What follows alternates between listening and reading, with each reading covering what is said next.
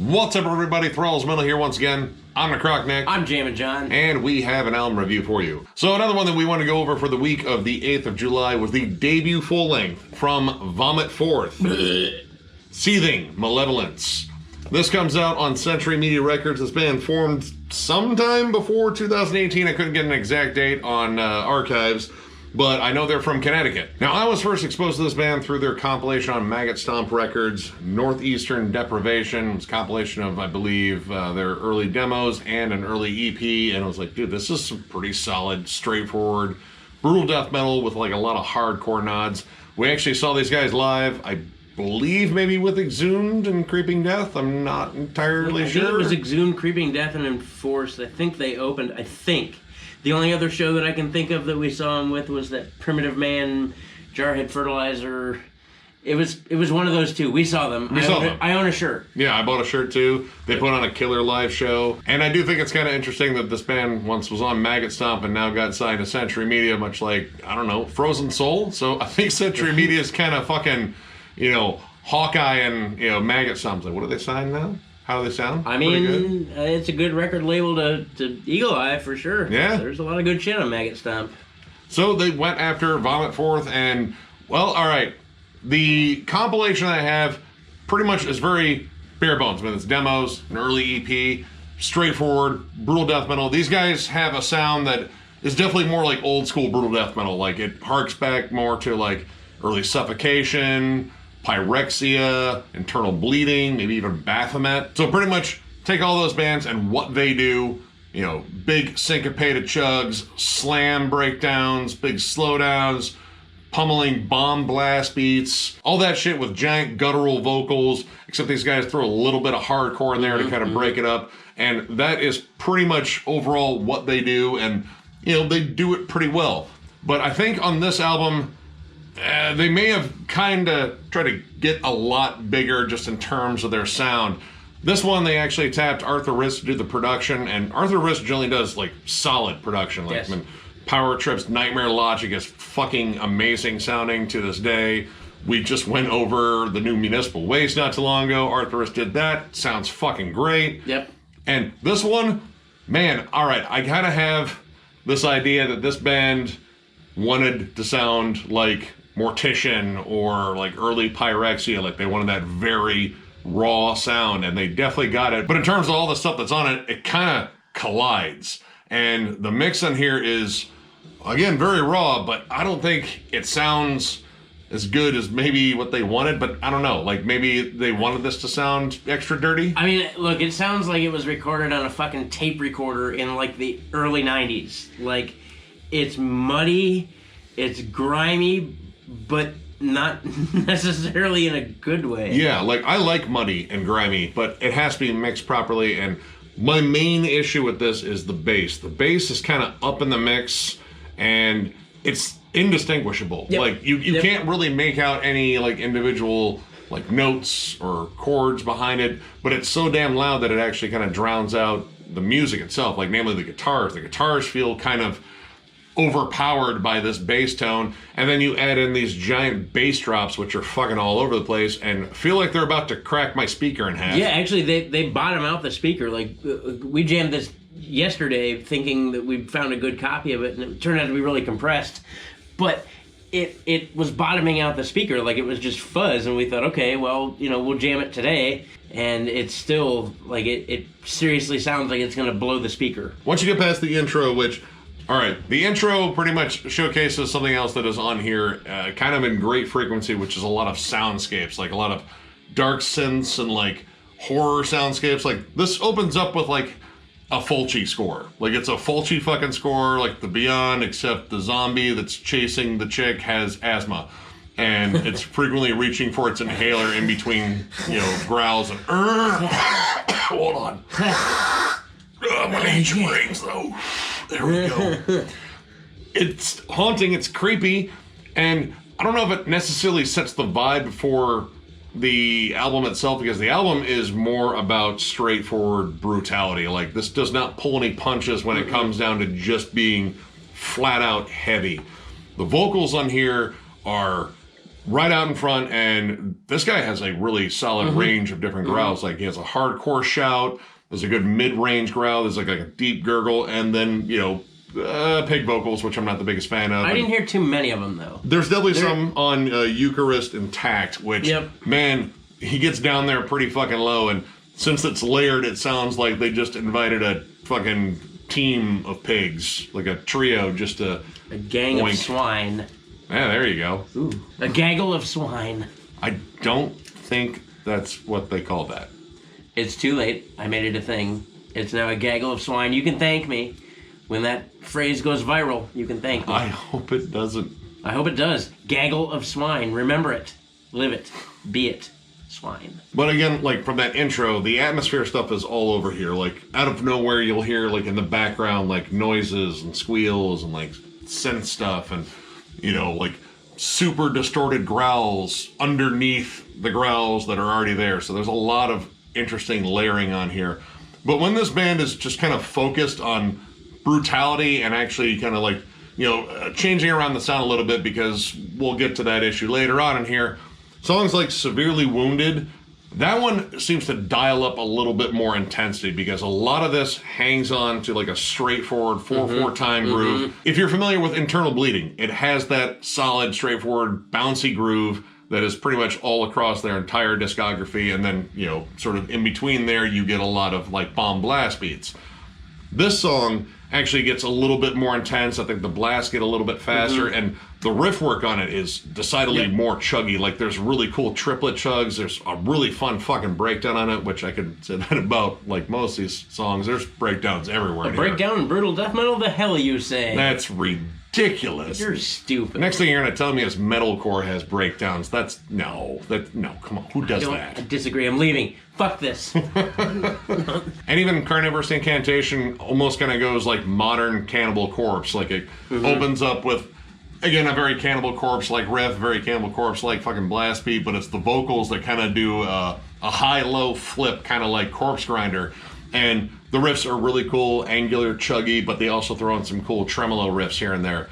Because, well, the riffs on here, man, again, kind of like Internal Bleeding. Like, they hang on to the slam riffs, like Dying Fetus. But, Dying Fetus kind of branches out a little bit more. Like, you get more than just the palm-muted, syncopated breakdown chug. There's more dynamic yeah. for that. And then the last song, Pious Killing Floor, again, starts out pretty much like the rest of the songs do. Great brutal riffs and whatnot. But it's the last riff on this track that really stands out. Sludgy, doomy crowbar groove.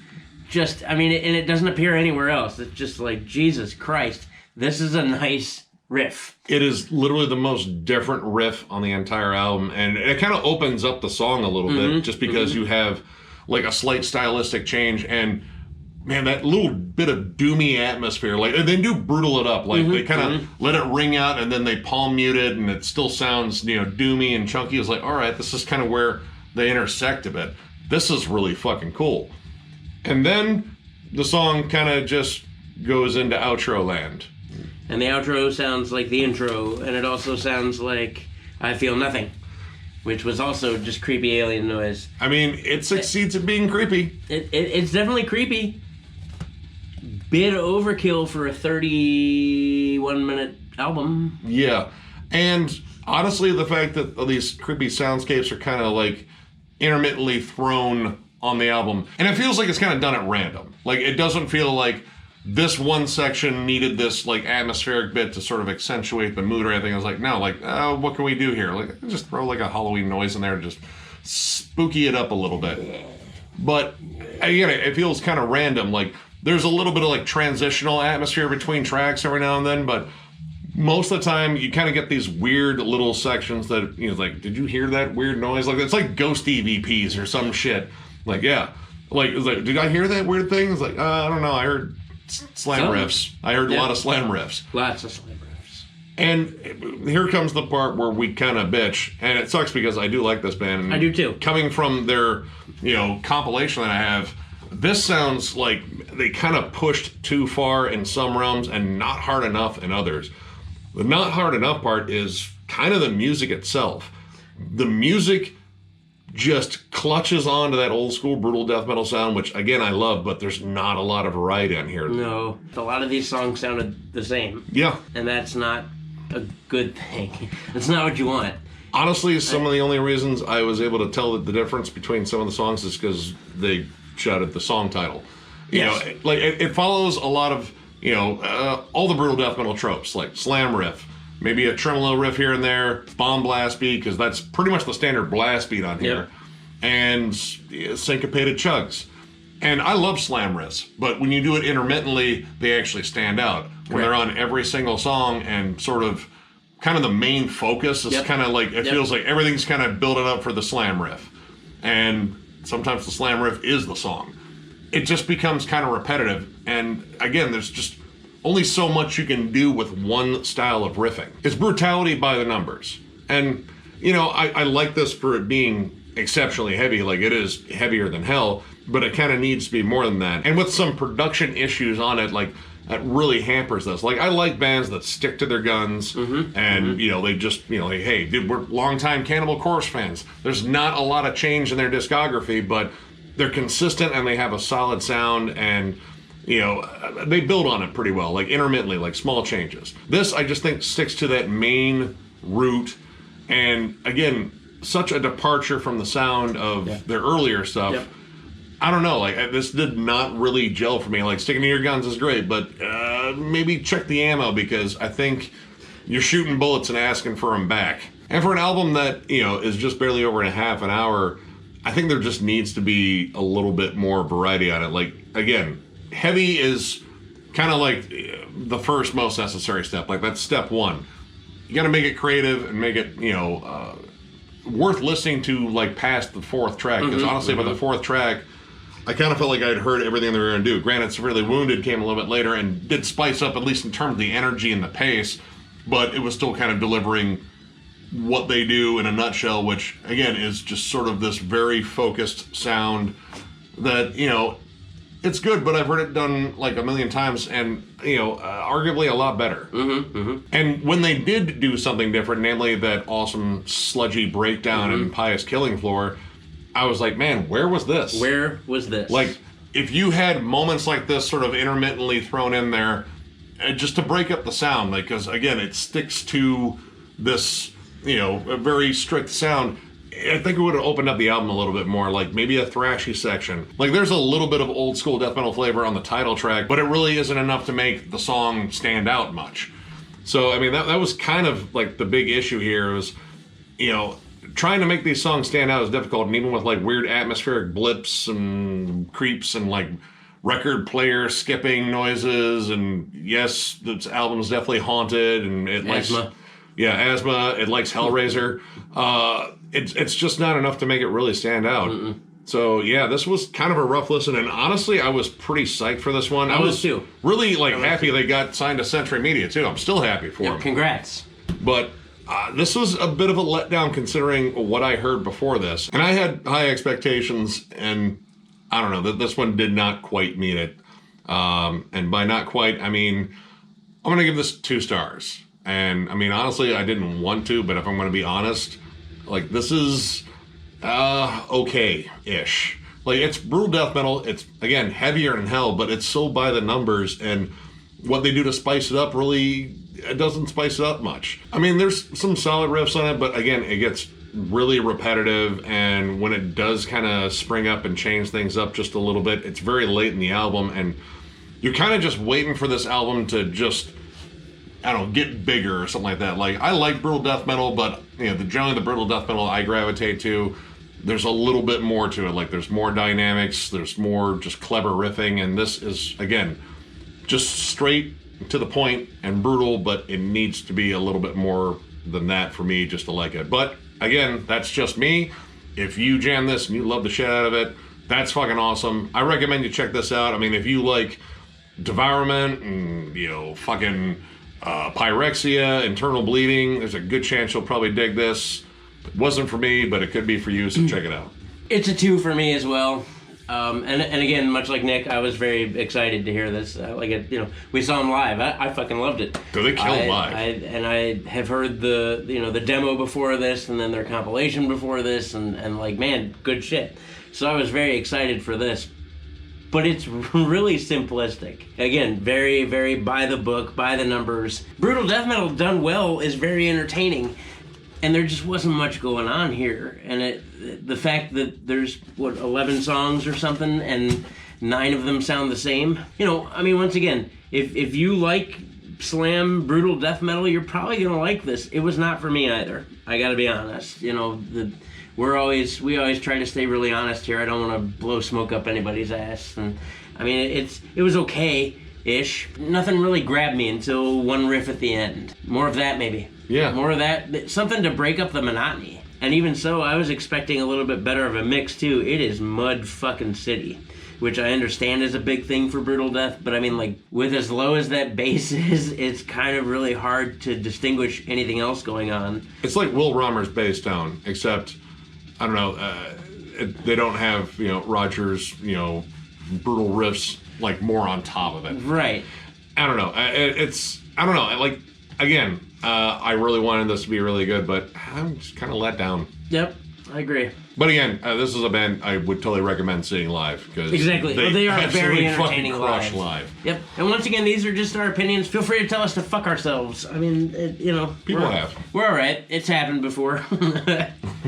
So, if you enjoyed this review, give it a thumbs up. And if you're new to the channel, subscribe, because we do stuff like this all the time. We are also on Patreon. If you'd like to help us out there, there'll be a link down below. We also have shirts for sale on thrallsmetal.com, which is also linked down below. And Denver Deathfest news, what do you have? Pretty soon, probably next week or so, you guys should be hearing us reveal the first batch of names in the lineup of bands. The last I heard, we had 20 confirmed acts, and so that's a pretty good number. Really cool things happening September 30th, October 1st, and October 2nd in Denver, Colorado, because that's where Denver is. We checked on the map. We looked, dude, I fucking Google mapped that shit and found that Denver was in fact in Colorado. Right next to Lake Michigan. Where this Death Fest is. So yeah, announcements are coming soon. Stay tuned for that. And of course, what would the end of our videos be without us thanking you profusely for all of the love, all the comments, all the likes. Fucking love you. Yeah. You guys fucking rule. You guys keep us going. And that's, the honest truth here. And I know I say it every fucking time, but yeah, that we love doing this, and that's because of you guys. So, of course, thank you once more, because I never just thank you once. It's like at least 3 or 4 times. Also, thank you. See? It's excessive. Yep. But get used to it. Thank you fucking rotten. Thank you. He's going to thank you creepy. Thank you. Okay. You know who you are. Yeah, they have a restraining order against you. But with that, we will catch you later.